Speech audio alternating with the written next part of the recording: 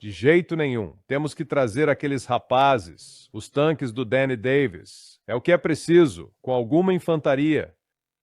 Sim, sim, não funcionou então nem na Guerra da Coreia, quando tentou o mesmo e literalmente varreu quase todas as cidades, e isso ainda não os colocou de joelhos, mas podemos falar disso outra hora. Certo, ouça, no tempo que nos resta, quero mudar de assunto, voltar ao nosso hemisfério, porque muita coisa está acontecendo com a situação da Venezuela aqui.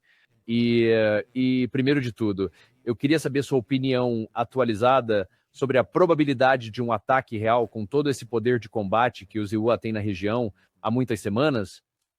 Eu acho que é, sabe, eu daria 60% de chance de que vamos tentar bombardear algo, será ineficaz, sabe? Vamos matar alguns venezuelanos e faremos uma demonstração de força e depois declararemos vitória. Não temos tropas suficientes em todo o exército americano, incluindo reservistas, neste momento, para fazer algo na Venezuela de qualquer consequência, além de ter soldados americanos mortos e matar alguns civis venezuelanos.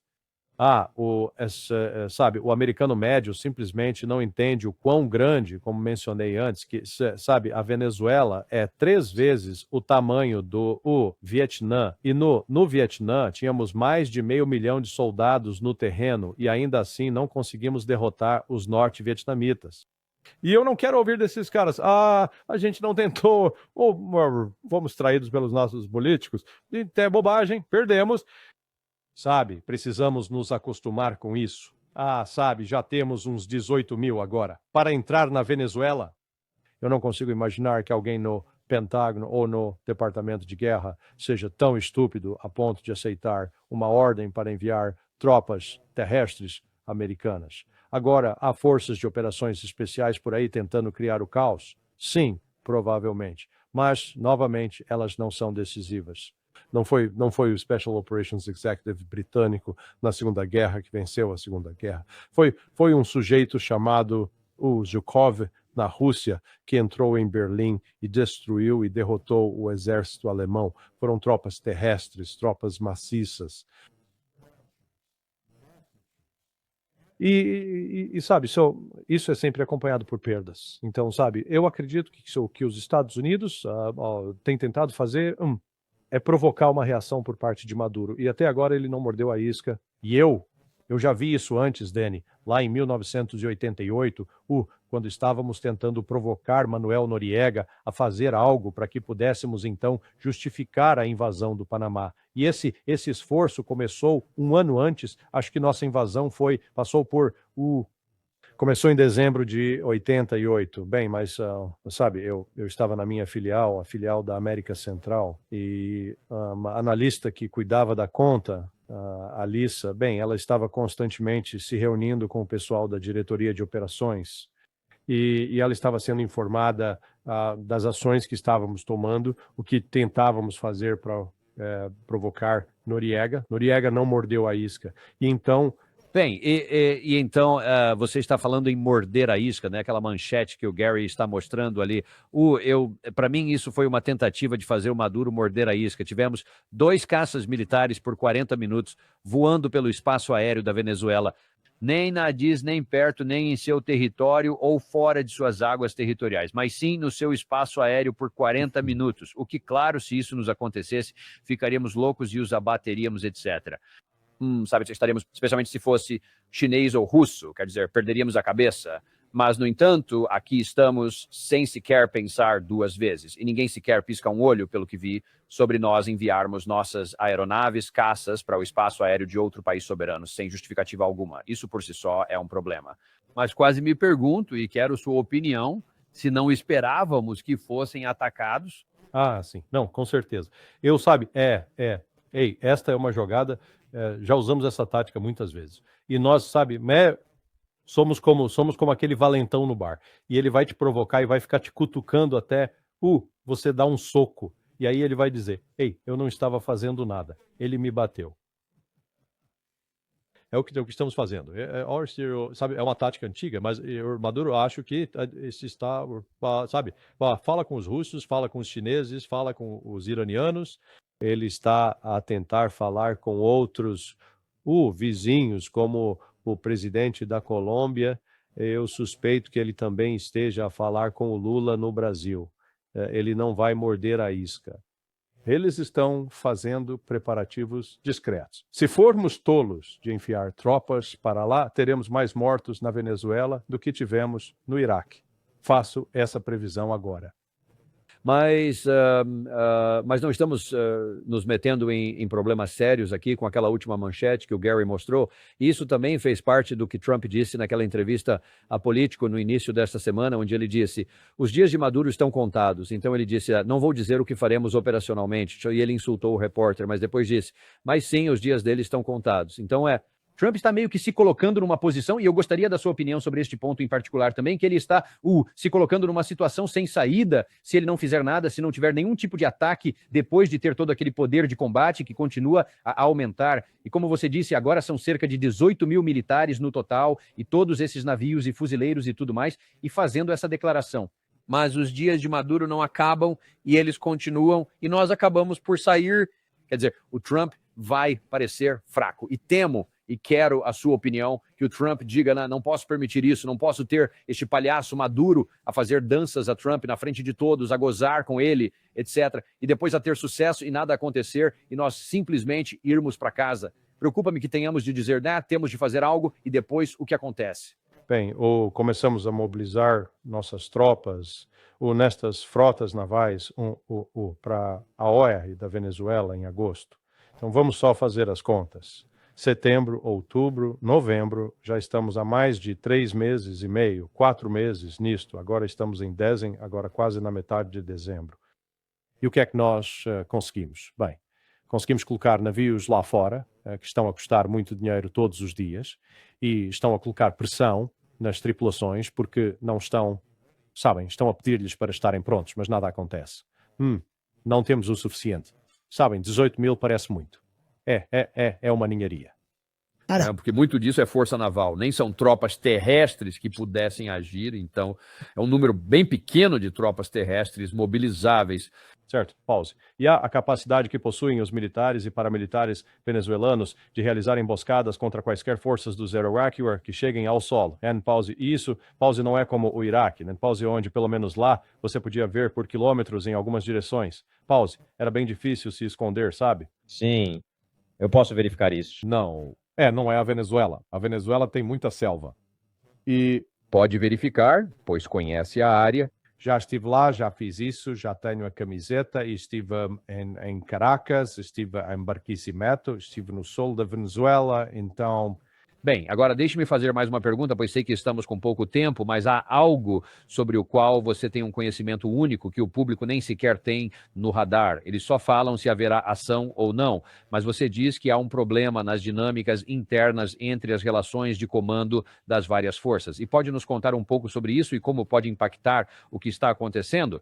Sim, então, nas Forças Armadas do ZEUA, há um conceito chamado comandante apoiado e comandante de apoio. Então, da forma como os ZEUA dividem o mundo em regiões, esta região em particular está sob o comando do SOUTHCOM, Comando Sul. O Comando Sul está agora sediado em Miami, Flórida. Anteriormente, era sediado em Quarry Heights, no Panamá. Bem, saímos do Panamá agora, e agora estamos operando de Miami. Aí, em teoria, o comandante do Comando Sul é quem deveria dirigir todas as operações. E então, o JSOC, que é o Comando Conjunto de Operações Especiais, e que está sob o Comando de Operações Especiais, o SOCOM. Então, você tem que aprender, se você for atuar como analista militar, tem que saber todos os acrônimos. SOCOM, e o JSOC está subordinado a ele. O JSOC é quem possui, a ponta da lança, as unidades de elite, a Delta Force, SEAL Team 6, a Task Force 160, o pessoal dos helicópteros. Depois você tem os elementos de nível 2, como os Rangers, os 750 Rangers. Então, normalmente, o Comando Sul estaria encarregado, lidando diretamente com o Pentágono, e o JSOC apoiando o Comando Sul. Então, o general do Comando Sul estaria emitindo as ordens sobre o que o JSOC deveria ou não fazer. Em vez disso, o que temos é o SOCOM no topo, junto ao comandante do JSOC. Tipo um Bradley, não tenho certeza de quem é o comandante atual do JSOC, mas geralmente é um general de 2 estrelas. E então, o JSOC é quem está a dar as ordens. É o Comando Sul que tem a responsabilidade de fornecer todo o apoio necessário ao JSOC. Olha, eu fiz esses exercícios nesta área por mais de 23 anos. E você fala de batalhas, especialmente se o JSOC tivesse que operar numa AOR onde, digamos, CENTCOM e AFRICOM se encontravam.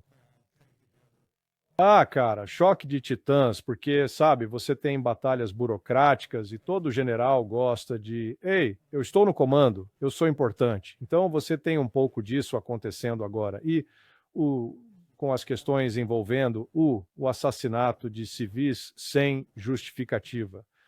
Bem, eu tinha um bom amigo, né, um amigo querido, comandante aposentado da Navy SEAL. Ele me enviou toda a justificação legal, pois não hasteando a bandeira de uma nação não tem direito à proteção, mas a questão é que não estamos falando de piratas aqui, estamos falando de nós matando civis desarmados. Então, a menos que essas pessoas estejam nos ameaçando ou atirando armas contra nós, mostrando uma arma de fogo, ameaçando nos matar, não temos justificativa para matar civis. Isso é um crime de guerra. Esse é o crime de guerra, não o... Concordo, sim. O duplo toque é um problema em si, mas é por isso que defendo desde o início. O primeiro toque e acho que pode muito bem ser um crime de guerra, mas não olhamos isso. Sim, então toda essa batalha burocrática dentro dos próprios militares sobre quem está no comando. Agora, o SOCOM está no comando e o Comando Sul está apoiando. E francamente, isso pode ter sido um dos problemas que levou à renúncia de Halsey, que era o comandante do Sul. Ainda não. Comandante do Southcom, sabe, isso pode ser uma das questões levadas em conta. Ele diz, sabe, eu não vou ser um mero figurante neste circo, sabe, eu serei o mestre de cerimônias, ou não farei. Sabe, essa pode ter sido uma razão. Certo. Então, vamos te fazer outra pergunta nestes últimos minutos. Que impacto poderia ter esta questão, onde todo o foco está nos crimes de guerra? E quem deu esta ordem e foi justificada apenas nos barcos aqui? Mas e se você se deparar com uma situação em que agora somos chamados a realmente atacar outro país que, de acordo com a Constituição, exige uma declaração de guerra do Congresso primeiro, ou se for a Lei de Poderes de Guerra de 1973, exige autorização do Congresso ou um ataque daquele país contra nós? Caso contrário, é um ato ilegal. Há algum risco de que isso possa causar hesitação entre alguns comandantes, porque eles pensam, não quero acabar num processo judicial depois que tudo isso acabar? Isso poderia entrar em jogo em algum momento? Sim, não, absolutamente. De fato, foi isso que, quando o primeiro artigo do Washington Post saiu sobre isso, e Hegseth e Trump estavam apenas, sabe, reagindo com grande desdém. Apenas um perdedor, Washington Post. O que me impressionou foi o número de fontes dentro dos militares, dentro do Pentágono, dentro do Departamento de Guerra que estavam falando. E basicamente dizendo, né, não vão nos culpar por isso, essa foi decisão de você. E a autopreservação se impõe. Tem isso. E a outra questão são os recursos limitados dos Estados Unidos. Sabe, isso foi o que me fez ser demitido como analista da Fox News lá em novembro de 2002. Eu disse que os Estados Unidos, naquela época, não eram capazes de lutar uma guerra em 2 frentes. E que se fôssemos para o Iraque, sacrificaríamos ir atrás de Bin Laden. Bem, acho que eu estava certo, comprovado pelos detalhes seguintes. Mas garanto a você agora, não temos capacidade de enfrentar a Venezuela e depois enfrentar os russos na Ucrânia. E então talvez incluir os iranianos, sabe, de sobremesa.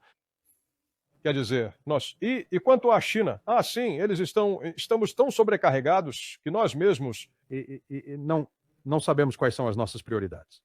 Bem, há muito disso acontecendo também, e eu queria que tivéssemos mais tempo, porque eu adoraria conversar com você sobre a estratégia de segurança nacional, falando nisso sem ter uma ideia clara de para onde estamos indo, né? Espero que possamos tê-lo de volta rapidinho para falar sobre isso, mas muito obrigado por ter vindo hoje, né? Foi muito, muito esclarecedor e interessante. Muito obrigado. Bem-vindo, senhor.